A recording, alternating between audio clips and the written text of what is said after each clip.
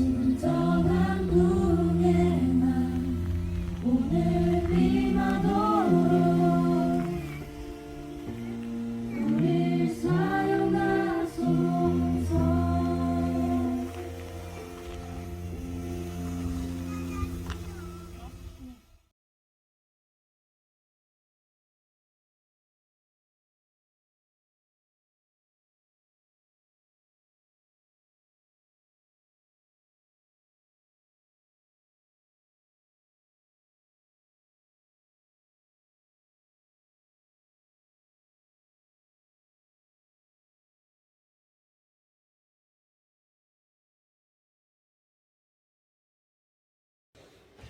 할렐루야. 오늘 출애굽기 33장 1절에서 11절 말씀까지 이스라엘의 회개와 회막을 설치한 내용에 관해서 말씀을 함께 나눕니다. 이스라엘 백성은 하나님께로부터 언약을 받아 시내산에서 모세를 통하여 십계명을 받고 너는 나의 백성이 될 것이다. 그러면서 십계명은 뭐예요? 하나님 나라의 율법, 헌법전이에요. 헌법을 줌으로 인하여서 너는 나의 백성이다. 그리고 나의 뜻대로, 나의 말씀대로, 그래서 하나님의 나라를 세우고 이루라. 그리하면 하나님께서 정말 아브라함에게 축복하셨던 언약의 축복처럼 바다의 모래처럼 하늘의 별처럼 엄청난 축복으로 번성하며 하나님의 나라를 이루게 될 것이다 라고 하는 것이죠. 그런 길목에 서 있을 때에 그 산 밑에서는 아론과 더불어서 황금 송아지를 만들어서 우상 숭배를 하고 있었던 것이죠. 그래서 모세의 중보와 기도와 깨우치는 말씀으로 인하여서 오늘 하나님의 말씀, 이제 그렇게 우상 숭배한 이스라엘 백성들을 레위인들이 앞장서서 배반하였던 수많은 사람들의 수천 명을 그 자리에서 죽이고, 그러면서 우상 숭배하는 것을 멈추게 하는 사건이 있었습니다. 참으로 급박한 시간이 돌아가게 된 것이죠. 그리고 우리가 항상 주의해야 할 것은 무엇입니까? 하나님 앞에서 이게 하나님의 놀라운 축복이 임하고 하나님께서는 우리를 통하여 또 크고 놀라운 일을 이루시겠다라고 하시는데 그 밑에서는 우상 숭배를 하고 있는 것을 보게 됩니다. 순식간에 하나님의 축복과 언약의 시간들이 바뀌어져 가지고 진노와 레위인을 통한 엄청난 심판의 시간이 이루어지게 된 것을 보게 됩니다. 그래서 우리 하나님 앞에 신앙생활은 끝까지 겸손하게 하나님을 잘 섬기는 신앙, 그 믿음을 우리가 가져야 된다는 것입니다. 교만하면은 하나님이 그 자리에서 바로 낮추고 떨어뜨리게 되는 것이죠. 그래서 우리는 하나님 앞에서 범죄한 가운데서도 형통하면은 괜찮네 이러면서 담대하게 범죄하고 세상으로 나아가는 것이 아니라, 그러면서 하나님의 축복을 받는 것이 아니라 더 겸손하게 하나님을 믿어야 된다, 섬겨야 된다는 것입니다. 오늘 말씀은 무엇이냐? 이스라엘 백성이 이렇게 우상 숭배한 사실로 인하여서 크게 잘못됐음을 깨닫고, 그 다음에 이제 그 뒤에 그것으로 깨닫고 모세의 중보로 인하여 진멸되어진 사건이 없어지고 그냥 하나님께서 용서해주고 진멸치 아니하시겠다 하는 것으로 끝나는 것이 아니라, 오늘 이스라엘 백성을 향해서 하나님이 이제 명령을 하십니다. 이 진영이 우상 숭배로 오염되어지고 더럽혀졌기 때문에 깨끗하게 정결하게 되어져야 될 필요성을 주님이 말씀하고 계십니다. 그래서 우리 4절에 보면은 백성이 이 준엄한 말씀을 듣고 슬퍼하여 한 사람도 자기 몸을 단장하지 아니하였다 라고 나와 있습니다. 준엄한 말씀을 주셨어요. 그리고 그 말씀을 하나님의 말씀을 듣자마자 슬퍼하면서 한 사람도 자기 안에 있는 자기 몸에 금가락지 장신구 이런 것들 하나도 가지지 않도록 다 버렸다는 것입니다. 회개 안에서 가지고 있었던 모든 자기 몸 안에 단장되어진 우상 숭배에 해당되었던 그 번쩍이는 금들, 보석들 그런 것들은 다 자기 몸을 이제 새롭게 하는 이 과정들이 이제 있는 것을 보게 됩니다. 자기를 꾸미지 않냐고 다 장신구들을 다 내려놓았습니다. 우리도 한번 해볼까요? 우리 성도님들 가지고 있는 금, 장신구 있으면 다 해가지고 저한테 주시기 바랍니다. 제가 보관해둘게요. 그런 마음으로 하나님의 준엄한 말씀을 들으면서 내가 가지고 있었던 것을 그 순간 내려놓았다는 거예요. 어떤 말씀들을 들었길래 3절에 나와 있습니다. 3절 같이 읽습니다. 너희를 젖과 꿀이 흐르는 땅에 이르게 하려니와 나는 너희와 함께 올라가지 아니하리니 너희는 목이 곧은 백성인즉 내가 길에서 너희를 진멸할까 염려함이니라 하시니. 이스라엘 백성은 이제 가나안 땅으로 들어가서 7 족속을 이제 치고 그 땅에 젖과 꿀이 흐르는 땅에 들어가게 될 것이다. 그런데 그 안에 들어가게 되지만은 그 땅을 취하러 들어가게 되지만 그 땅에 약속한 대로 가나안 땅에는 이르게는 하겠지만 그러나 그 가나안 땅에 들어가서 사는 모든 생활들 가운데서는 나 하나님은 너희들과 함께하지 아니하겠다. 자, 그럼 우리 한번 생각을 해보시기 바랍니다. 하나님이 없어도 가나안 땅에 들어가서 그동안의 노예의 삶에서 자유케 되었으니 그래도 살만하지 않느냐. 가나안 땅 젖과 꿀이 흐르는 땅에 들어가서 사는 것 그래도 살만하겠다 하고 하나님 없이도 가나안 땅에 들어가기까지만 한다면은 그걸로도 감사했습니다 라고 생각할 수도 있을 거예요. 그런데 이 말을 듣고 하나님께서는 가나안 땅에 들어가서 너희들이 젖과 꿀이 흐르는 땅을 누리면서 살겠지만은 그러나 그 행복을 누리고 그 땅에서 살아가는 모든 삶 속에 나는 너희들과 함께하지 않겠다. 하나님 없는 행복, 하나님 없는 가나안 땅의 삶, 이것을 생각하라라고 말씀하십니다. 우리도 한번 생각해 보시기 바랍니다. 하나님 없이도 우리가 부유함과 행복과 부족함 없이 살아가는 모든 것이 있다면 하나님 없이도 살 수 있을까? 그걸 우리가 이제 우리나라를 한번 생각하시면 됩니다. 예전에는 늘 정말로 가나안의 노예 포로로 살아왔던 것이 우리나라 민족이었죠. 선교사님들도 우리나라는 정말로 회피지역이었습니다. 차라리 일본으로 가고 중국으로 가는 게 낫지. 조선 땅은 밟으면은 가난한 땅, 또 열악한 땅, 전염병이 있는 풍토병이 있는 땅으로 알려져 있기 때문에 선교사님들도 손살을 쳤어요. 그래서 지원하겠습니다 하면은 중국 아니면 일본이었습니다. 우리나라는 외면됐었어요. 그런데 이게 웬일입니까? 중국에 선교하러 왔던 선교사님이 거기에서도 풍토병을 얻어가지고 자녀들과 아내가 다 죽고 혼자 됐네요. 그 혼자 된 선교사님이 나에게 무슨 소망이 있냐, 이제는 나에게 딸들 가족은 이제는 아무도 없고 하니까 에라, 이왕 이렇게 된 몸, 조선 땅에 아무도 들어가지 않는 땅에 가서 나랑 함께 더 슬퍼할 사람도 없는, 가족도 없는 나의 신세 주님을 위해서 그냥 아예 드리고 가자. 그래가지고 오신 선교사님이 계세요.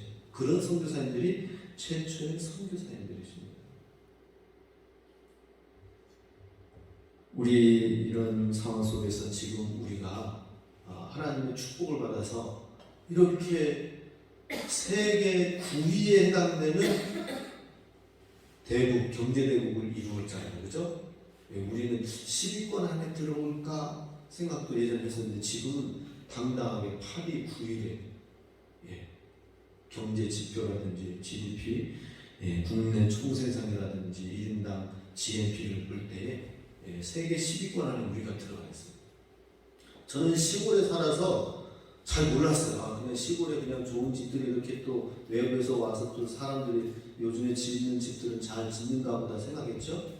근데 이제 가끔 경기도 지역, 서울만이 아니라 경기도 지역으로 이렇게 외곽순환으로 타고 가고 뭐 하다 보면은 경기도 여기에도 그냥 막 서울 그 이상을 능가하는 신도시들이 그냥 막 계속 있는 거예요. 계속 천안까지 계속 밀어나고 천안 그 아래로 계속 내려가고 대단합니다. 야, 하나님이 이렇게 큰 축복을 해주셨구나. 옛날에는 그 홍성강 길에 평택을 지나가지고 이제 서해대를 건너가면서 평택 지역을 이렇게 하면 평택의 들판이 쫙 보였어요. 요즘에는 평택 들판이 보이지 않고 새로운 건축물들과 공장들이 막 가득 차가지고 있는 것을 보게 됩니다. 이야, 서울에서 이제 평택까지 이렇게 막 가득 차요. 엄청난 하나님이 우리나라를 축복해 주셨어요. 그런데도 불구하고 하나님 없는 가나안 땅에 젖과 꿀이 흐르는 가나안 땅 정말 행복한가 물어야 하는 것입니다. 그래서 우리의 신앙은 이미 준비되어 있잖아요. 그죠? 우리는 무엇입니까? 아무리 좋은 것이라 하더라도 하나님 없는 기쁨과 행복은 오래가지 못하고 나는 그것을 보강할 능력도 안 되고 하나님 없이는 그걸 행복하게 누릴 수 있는 것이 아니라 내가 교만해지고 내가 왕이 돼서 결국에는 오히려 불행을 자초하는 그런 삶을 살 수밖에 없는 것이 우리의 모습입니다. 우리의 본성입니다. 그것을 이스라엘 백성이 이번에 깨달은 거예요. 하나님 없이 가나안 땅에 들어가라고요? 아닙니다. 그렇게 해서는 안 됩니다. 그래서 지금 방금 읽었던 주나가 말씀 듣고 슬퍼하면서 울었다라고 하는 것입니다. 5절 말씀을 함께 읽겠습니다. 여호와께서 모세에게 이르시기를 이스라엘 자손에게 이르라. 너희는 목이 곧은 백성인즉 내가 한순간이라도 너희 가운데에 이르면 너희를 진멸하리니 너희는 장신구를 떼어내라. 그리하면 내가 너희에게 어떻게 할 것인지 정하겠노라 하셨습니다. 하나님의 거룩하신 가운데서 이스라엘 백성 가운데에 지금 그대로 여전히 이스라엘 백성이 가나안 땅으로 들어가는 것으로 만족하지 않냐고 슬퍼하는 이스라엘 백성들을 향하여서 너희들이 지금 우상 숭배하면서 섬겼던 그것과 연결되었던 그 애굽에서 가져온 장신구, 금은 물품들, 예전에 애굽에서 우상 숭배하면서 섬겼던 모든 장신구들을 다 가지고 오라라고 하는 것입니다. 그것을 떼어내라고 말씀하십니다. 그렇게 하지 않는다면은 그렇게 해서 참된 회개와 통회해서 돌이킴의 역사가 없다면은 하나님께서 그 무리 가운데 거룩하신 하나님이 거하시다가 결국에는 너희를 목이 곧은 백성인 너희를 볼 때에 또 진멸하게 될 것이다 라고 말씀합니다. 그래서 너희는 장신구를 떼어내라 라고 말씀하셨습니다. 거기에 이스라엘 백성이 어떻게 했습니까? 6절 읽습니다. 이스라엘 자손이 호렙산에서부터 그들의 장신구를 떼어내니라.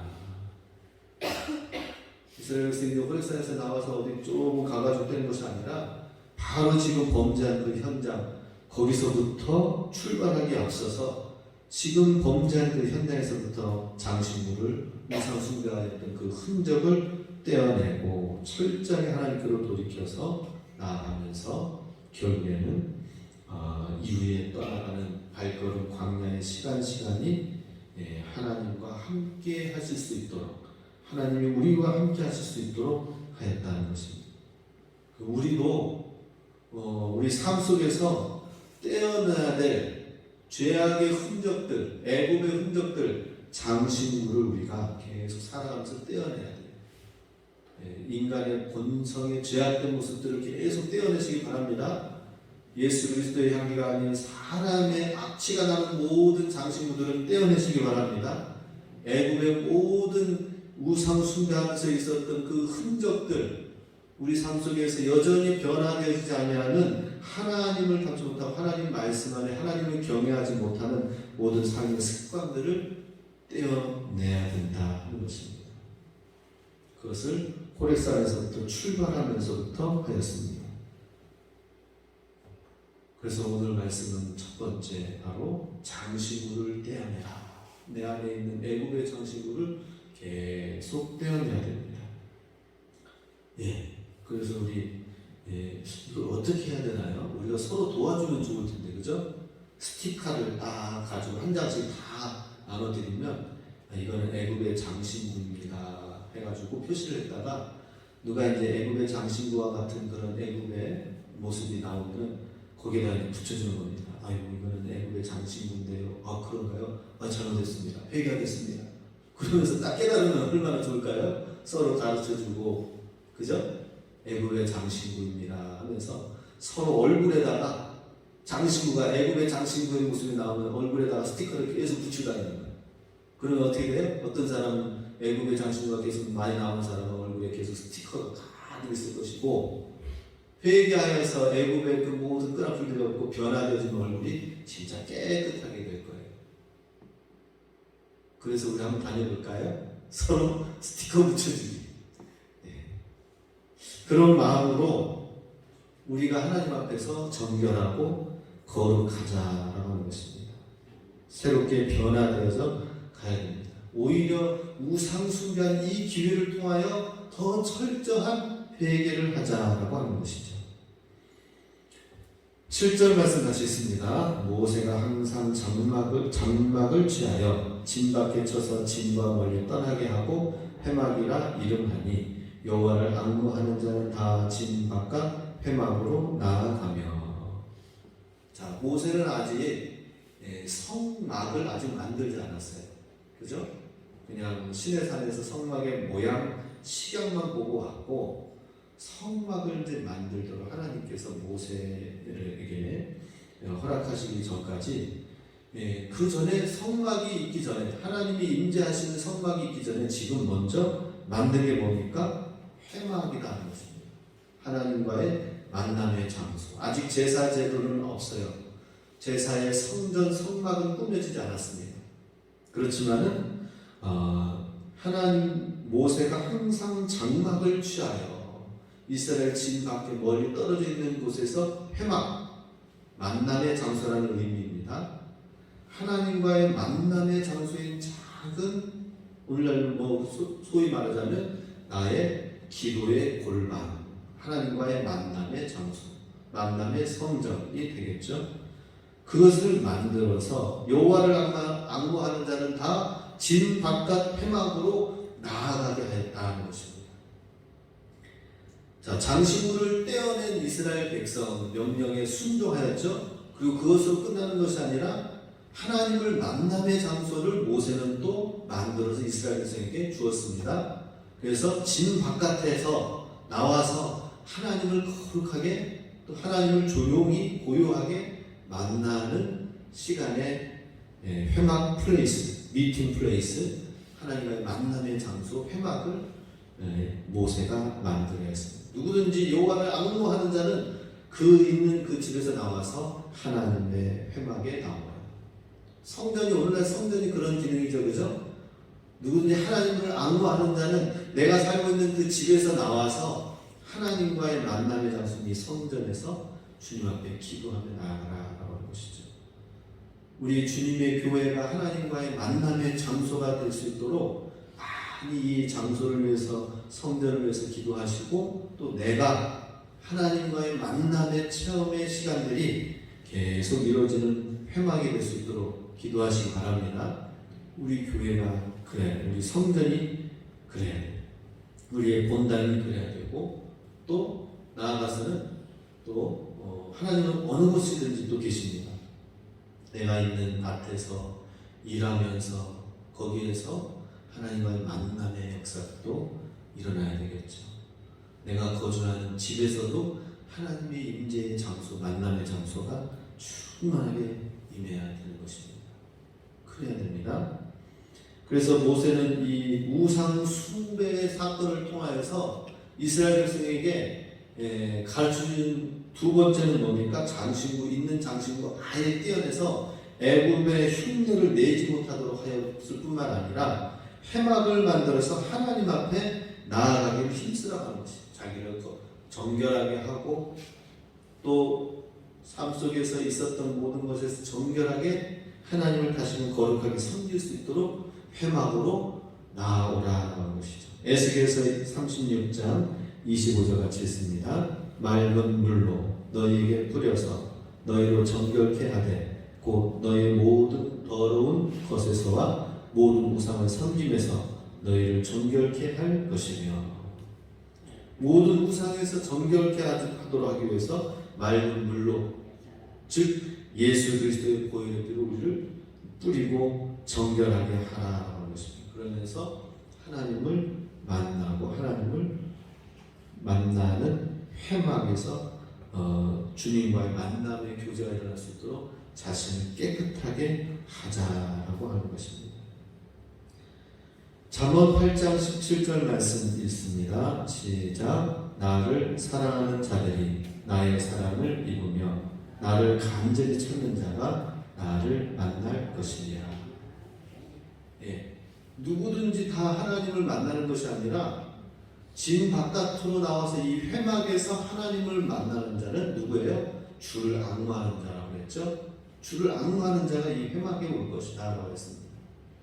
또 잠언 지금 읽은 말씀처럼 나를 사랑하는 자들이 나의 사랑을 입을 것이고 나를 간절히 찾는 자가 나를 만날 것이니라. 예, 그냥 우리 이 말씀이 아니라면 우리는 어떻게 생각합니까? 하나님이 나를 그냥 만나 주시겠지, 단순하게 이렇게 생각하시면 안 되는 거예요. 나를 간절히 찾는 자가 나를 만날 것이다.